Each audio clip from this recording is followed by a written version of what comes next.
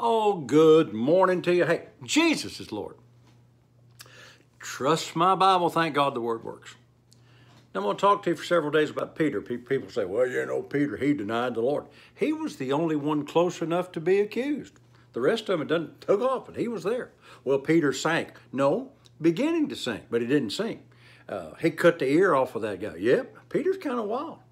We're going to go over here to the book of Matthew chapter 14.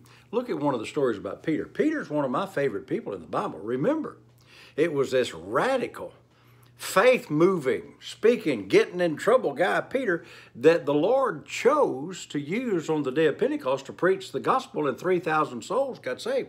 So I like Peter. I mean, he's a kind of, I want to do it, go get it kind of guy. So let's go to this story. I got my Bible here. I want to read this to you, and we'll be on it for 2 or 3 days.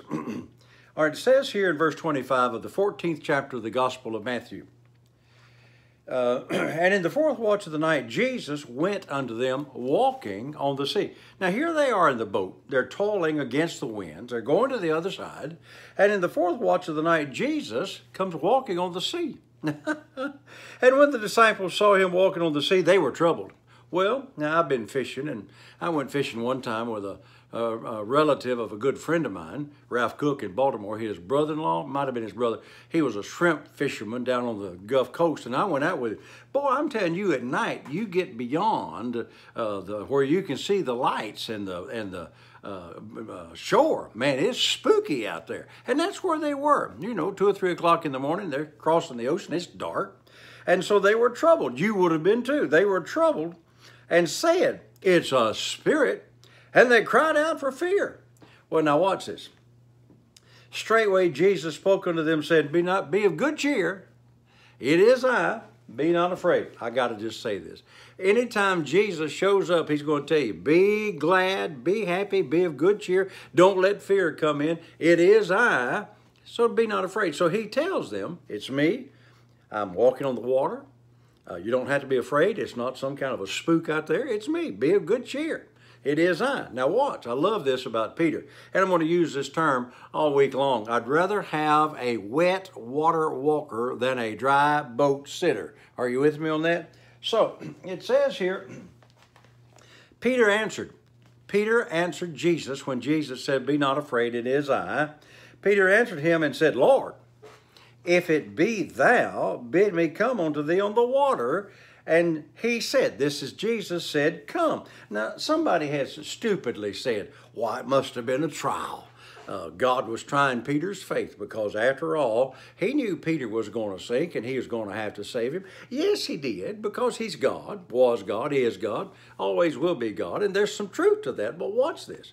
He had just said, Jesus had just said, it is me, be not afraid. He had just told them, it's me.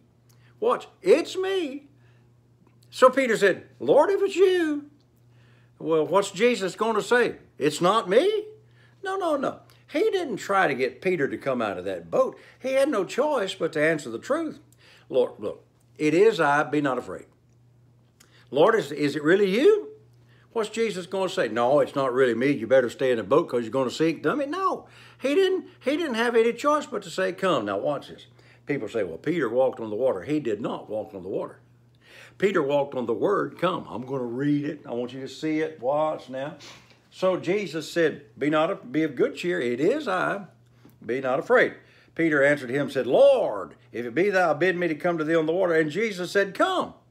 So Peter didn't walk on the water. Peter walked on that one word, come. You can walk on the word today. Now watch. So, and when Peter was come down out of the ship, he walked on the water to go to Jesus. Now, I'll have to get into that tomorrow and finish that tomorrow, but I want you to see this. Peter was a I can do it kind of guy. Peter said, Lord, if you're out there walking on the water, then I can get out there walking on the water. And I can do supernatural things. So I'm going to say it this way. Let me move this camera a little bit. I'd a whole lot rather have people that try to live by faith and miss it and come back and get it straightened out and go on than those that just sit back there in the boat and never try anything. Jesus would rather you be out there trying to do the will of God, trying to do some mighty miracles, and miss it a time or two, and then have to come back to him and say, Lord, I don't know where I messed up here, but show me where I messed up. And then him help you and you go forward. The kind of people that Jesus used then and is using now is the ones that would rather be out there on the water. Yeah, he began to sink. Yeah, he got very wet. But notice it wasn't those other disciples that were sitting back there in the boat, the dry boat sitters, that he used on the day of Pentecost. Peter was out there saying, let me do something.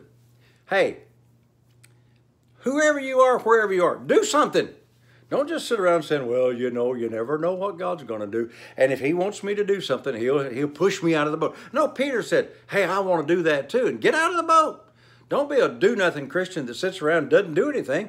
Get out there and do it in the name of Jesus. Hey, I got to go. Don't be a dry boat sitter, be a wet water walker, and be the one that's right in the perfect will of God, be used of God until I'm with you tomorrow. Hey, remember the word works, and thank God Jesus is Lord.